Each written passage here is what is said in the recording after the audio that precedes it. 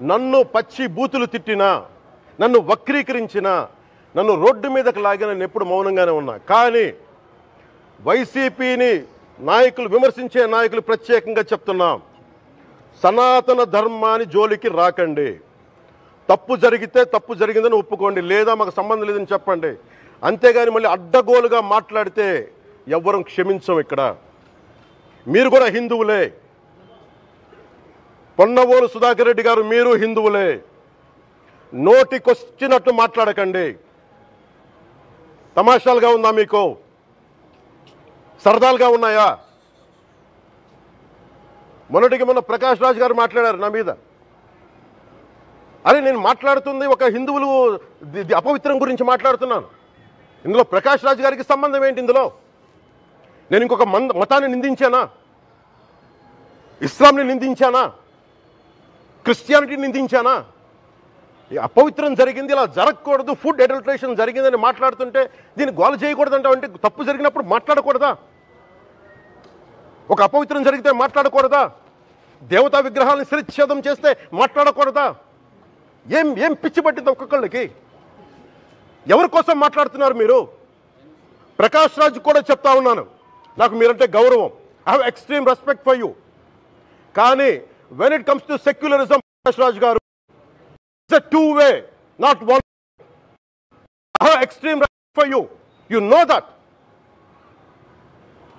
మీరు secularism is all, it is not way.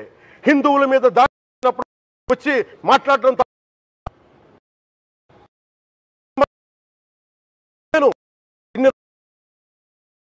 మంది కౌలు రైతులకు ఇచ్చాను, ఎంతమంది ముస్లిం ఇస్లాం రైతాంగానికి ఇచ్చాను నేను. ఇదే ఎన్ని మద్రాసాలకి డబ్బులు ఇచ్చాను నేను, 25 లక్షలు 30 లక్షలు ఇచ్చాను, నేను ఇచ్చినవాడిని. నేను నాకు అన్యమతం ఇస్లాం మీద గౌరవం ఉన్నవాడిని, క్రిస్టియానిటీ మీద గౌరవం ఉన్నవాడిని, చిన్నప్పటి నుంచి కూర్చొని మిషనరీ స్కూల్లో చదువుకున్నవాడిని. నా టీచర్ చెప్పిన సూక్తి, తను తగ్గించుకున్నవాడు హెచ్చింపబడినని చెప్పి బైబుల్ సూక్తిని ప్రతిసారి కోట్ చేస్తూనే ఉంటాను. ఇది నా గౌరవం, ఇది నేను చూపించే గౌరవం. మీరు మాట్లాడితే కూర్చొని నేను పాటించే ధర్మానికి అపవిత్రం జరిగినప్పుడు మాట్లాడకూడదు, మౌనంగా ఉండాలి. సెక్యులరిజంకి విఘాతం అంటే ఏంటి? సెక్యులరిజంకి విఘాతం నా ఇంటి మీద దాడి జరిగినప్పుడు నేను మాట్లాడకూడదా? నా ఇల్లు 10 మందికి ఆశ్రయం ఇస్తుంది. నా సనాతన ధర్మం అన్ని ధర్మాలకి ఆశ్రయం అయితే దానికి దాడి జరిగినప్పుడు, దాని మీద అపవిత్రం జరిగినప్పుడు దానికి కూడా మాట్లాడకూడదంటే ఏం మాట్లాడాలి మీతోటి? ప్రకాష్ రాజ్ గారు, you have to learn your lessons. I respect you. It's not just Prakash Raj Garu, all the people who thinks in the name of secularism, you're going haywire. Let me tell you guys, we are extremely hurt. Don't make a mockery out of our sentiments. We are deeply, deeply hurt.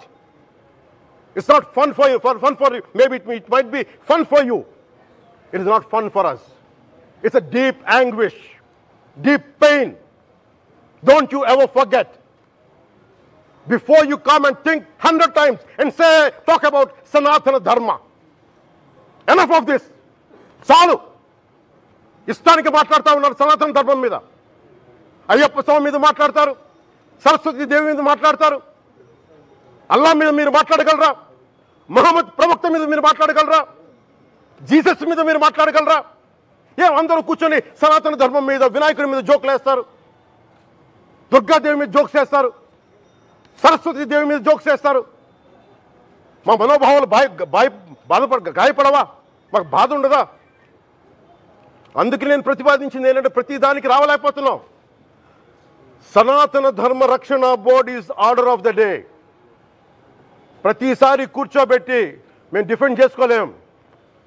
ఇది ప్రతి సగటు హిందువు తాలూకు ధర్మం. ఇదే ఇస్లాం మీద దాడి జరిగితే ఎంతమంది బయటకు వస్తారు, ఎంతమంది నిరసన తెలియజేస్తారు? రోడ్ల మీదకి రమ్మని చెప్పట్లా. కనీసం మీకు కోపం కూడా రాకపోతే మేము ఏం చేస్తాం? గుడికి వెళ్ళే ప్రతి హిందువు బాధ్యత కాదా ఇది? నా ఒక్కరి బాధ్యతైనా, మా బాధ్యతైనా, మీది కాదా? ధర్మాన్ని మీరు పరిరక్షించడానికి మీ బాధ్యత కాదా? శ్రీ పవన్ కళ్యాణ్ గారు, నేను ఇప్పుడే మీ ప్రెస్ మీట్ని చూశాను. నేను చెప్పింది ఏంటి, మీరు దాన్ని అపార్థం చేసుకుని తిప్పుతున్నదేంటి? నేను ఇప్పుడు విదేశాల్లో షూటింగ్లో ఉన్నాను. 30వ తారీఖు తర్వాత వచ్చి మీ ప్రతి మాటకి సమాధానం చెప్తాను. ఈ మధ్య మీకు వీలైతే నా ట్వీట్ని మళ్ళీ చదవండి, అర్థం చేసుకోండి ప్లీజ్.